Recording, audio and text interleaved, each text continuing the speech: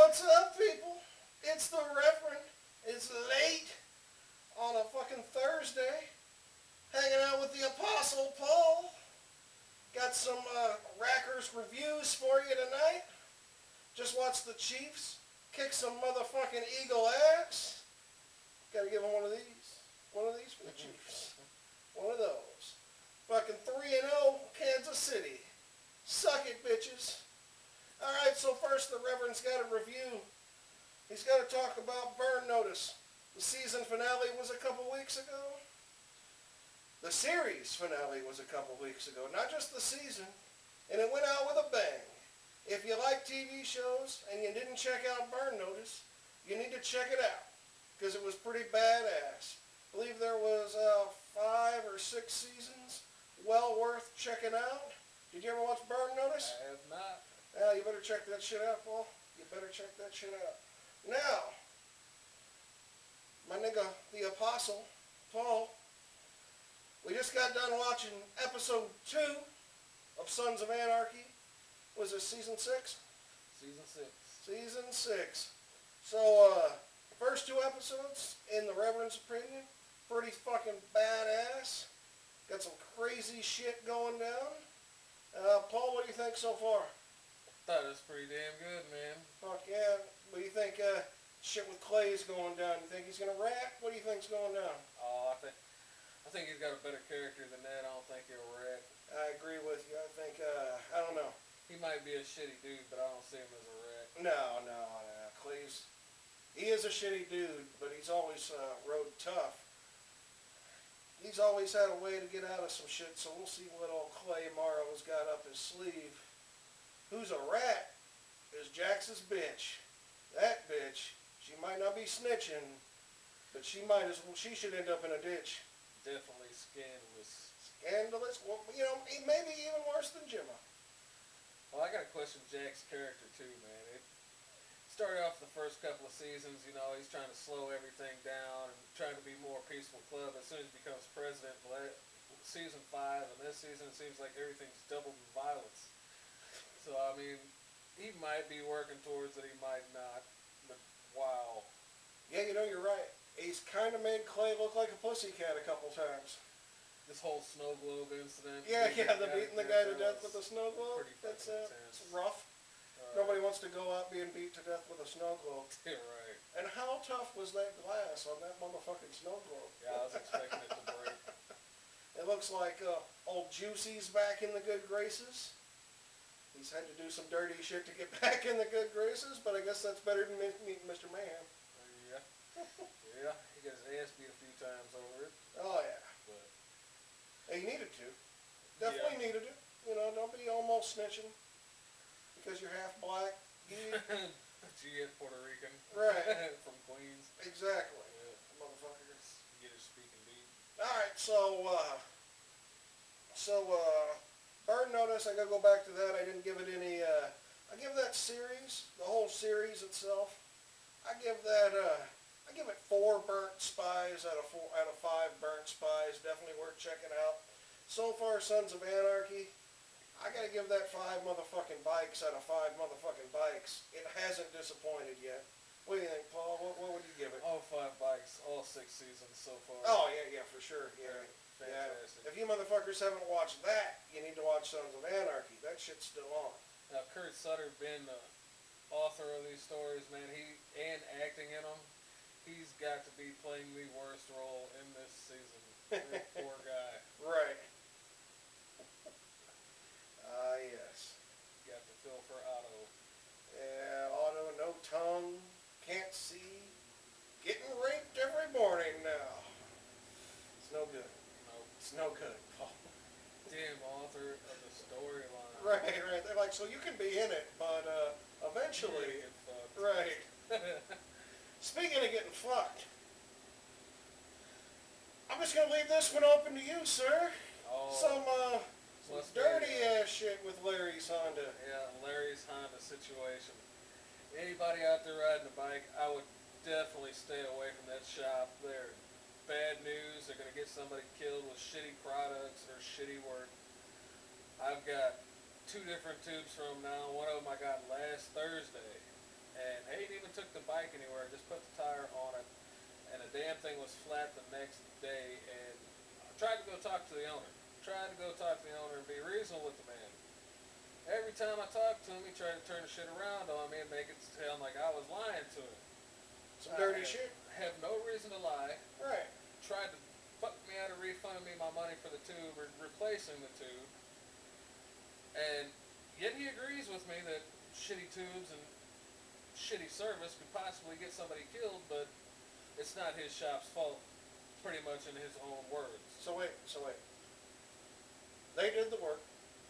They did the work. It's their product. It's their product. But it's not his It's shop's not fault or his shop's fault product's or fault. his product's fault. And the reason behind it is because nobody's came to him and told him this. So basically his staff has been hiding some shit from him. Maybe. And, either that or he does know about it and just doesn't want to come right, off or doesn't give a fuck. It's very possible. I've always heard scandalous shit about Larry. I've never been a fan.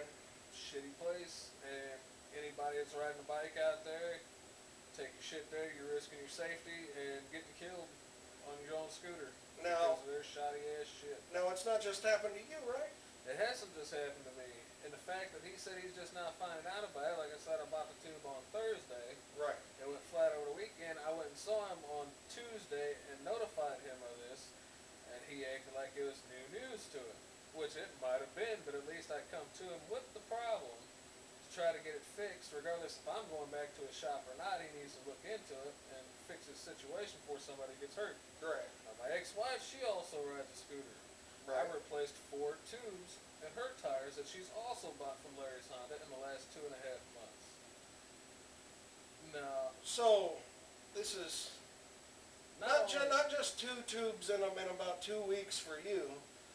It's 4 tubes with the ex-wife, so that's 6 tubes in 2.5 months. But let's say this. Let's say if Larry doesn't know, he's the shittiest owner in the world, because who doesn't know your products are that fucking bad? right. If it's just, that's just 2 people. That just happened to be 2 motherfuckers who used to be married. Not telling how many other people have gone through and got bad tubes. And they have their customer base in their computer system, so they know how many times you've come into that shop and purchased the same product from them Right. within the same amount of time. All they have to do is go back and look in their computer. Mm. That's the shitty part. Right. I mean, that's really shitty on their part. Right. So what I think we're going to do here, Paul, is I think we have to agree that that's it's got to be like 10 negative Hondas for Larry Honda, Oh, it's horrible. and Horrible shit. and 4 fuck yous. Give it to him, Paul. Yep, that's for 4 damn sure. 4 fuck yous to Larry's Honda. So if you're out there riding, like Paul said, don't die. Don't go to Larry's Honda. I'll even give you a shout out a couple shops that I know are decent shops. Dave Keating's Knucklehead Customs on South Country Club Drive in Jeff City. The dude does fantastic work. I take my bike to him any day of the week. Nice. Ghetto Cycle Super Center in Tifton. Quality work, quality bikes. Never had any issues with them. Fantastic job. So there you go. That's where you're taking your bikes from now on, people. Don't go to Larry's Honda. If you go to Larry's Honda, you might die. And you don't want to die, do you? Shitty safety issues going on at Larry's. Alright, now the old Reverend watched a couple of movies here in the last... I haven't done a Reverend Racker's review in a couple of weeks, so I've red-boxed some movies. Obviously don't have them because they're red-boxed. First, Stand Up, guys. That's De Niro and Christopher Walken and Alan Arca. Or not De Niro, sorry, Al Pacino. It's fucking awesome. Basically, it's old mob guys kind of reliving their mob youth before one of them ultimately decides, is he going to kill the guy who just got out of prison who didn't rat for 20 years? Or is he possibly going to get killed himself for not killing the dude? It's fucking hilarious. And it's fucking action-packed. So, Paul, if you haven't seen that, check that shit out. Another one, I give Stand Up, guys. I give that 4 Tommy guns just because it was funny and who was in it. If it was other actors, I don't think it would have been as good. But with Pacino and Christopher Walken, I you could have can't thrown go Joe wrong. Pesci in there. You know, it would have been cool if Joe made a cameo. He didn't, but good call. Joe should have made like Any some old, kind of any old cameo. gangster flick should always have a Pesci. It should. Well, they kind of have Alan Arca in it, and he plays a funny part, but it's no Joe Pesci. De Niro and Pesci, they're fantastic gangsters. But De Niro's going to do one coming out with Sylvester Stallone, a boxing movie, but we'll take a look at that back later after we actually get to watch it when it comes out. So another movie I checked out was called Mud with Matthew McConaughey. It's a drama. Matthew McConaughey plays this dude. These kids find out on this island in like Mississippi. It's very like Sling Bladey, very man without a face, weird guy meets kid, they become friends, kid has to do some crazy shit for guy because guy's not exactly who he says he is. But it was fucking badass. I'm giving a lot of 4s tonight, but I'm going to give that 4 swamp boats out of 4 swamp boats, so check that one out. Me and the kid watched Frankenweenie the other day. Won't touch on that a whole lot. It's a Tim Burton film, something he's wanted to do since he started making movies. It's basically about a kid whose dog dies and he brings it back to life. The cartoon version of Pet Sematary. Kinda. Pet Sematary mixed with Frankenstein, mixed with Disney. Nice. It's for kids though. It's not like Corpse Bride. It's not really for kids. This one is definitely for kids. I'm going to give you an average rating on that. It's like 3 dead dogs out of 5 dead dogs. It's just an average flick. And then watch Star Trek Into Darkness. So the second Star Trek in the remake series. Fucking badass, for real. Not a big Star Trek fan of the original. Thought the remake was pretty good, held my attention. This one fucking killed it. I mean, Khan's back, and he's even more evil and badass than before. They kind of take the story. I mean, it's still Khan doing his thing, but it's a cool story. It's not boring. Keeps you on your edge of your seat. You seen that one yet? Have not, but it's got to be better than Total Recall remake. I haven't seen that one. Yeah, it's not worth seeing. I heard it was bad. I heard that was bad. It's not bad, but it needs work. So I'm gonna give I'll give that a new Star Trek movie. I'm gonna give that 4.5 phaser guns. Held my attention that well. It was a weak 4.5. It's 4.5 phaser guns on stun, not kill. But it's easily 4 on kill.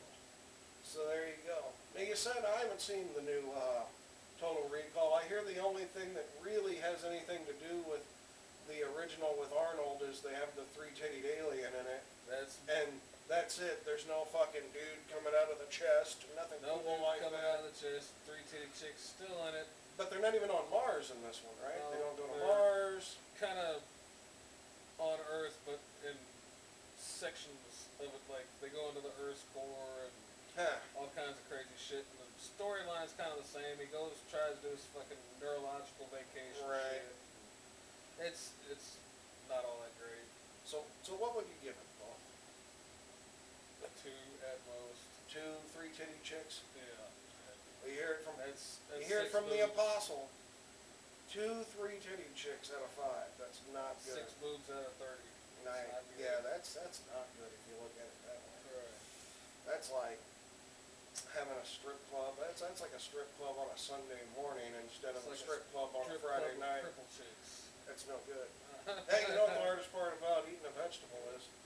Getting them out of their wheelchairs. Oh. Alright. Well, anyway, so played this game with Snickers the other day called Injustice Gods Among Us. It's really made me want to get an Xbox 360. So if you got an Xbox 360 out there you just want to give the Reverend, he might heal somebody for you. The Magic Reverend Healing Hands. Anyway, badass game. Fucking killer. Killer storyline. It's a fighting game with DC superheroes. You know, might think I'm a fanboy out there, but fuck you. I like comics. I like Star Wars. You can suck my dick. And the game is sick. The graphics are off the fucking chain. In fighting games, I give that a solid, I give it 4 batarangs I give it motherfucking 4 Superman emblems. I give that shit 4 Green Lantern rings. If you get the point, you get 4 lassos of truth. It's a 4. Now, Paul, you just finished Batman Arkham Asylum. I did. It's been out a while, but I'd like to hear your thoughts on it because, like I said, I'm looking possibly in getting an Xbox when they come down, and that's one of the games I want to start playing. Stellar game. Stellar, man. Nice. It's the root of the Injustice game that you're just referring to. Nice. Where it actually originated from. Rocksteady Games come out with the Batman Arkham Asylum. Graphics, awesome. Just insanely good. The 2 toughest characters in the entire game, you'd think Poison Ivy would be, the nerdy chick you'd see from the movie. Right. Sexy, hot redhead. Right. Evil as shit. Well, in the comics, she was sexy and evil. Well, she had to have been the toughest boss on the entire game. Really? And then the Joker. Well, the Joker awesome. should be. Awesome. The Joker's Batman's #1 guy. They had background bios to it, little hidden reels that you can pick up and listen to their psychiatrists talk to them while they're in the asylum. Nice. Gives you a lot of background to each character. There's, close to 20, 30 different characters they have these bios for. No shit. It's That in depth. in depth. Nice. Yeah, that'll be one that I'm gonna check out. I think. Getting ready to play Arkham City here next. Yeah. Along with the Grand Theft Auto 5. Nice. Hey, you said you picked that up. It's looking tough. Actually, have a real live biker gang in Grand Theft Auto 5. They do. It's based on a bike club out of California and Texas called the Vagos, which is ungodly insane for me to even think that They put it like in a game.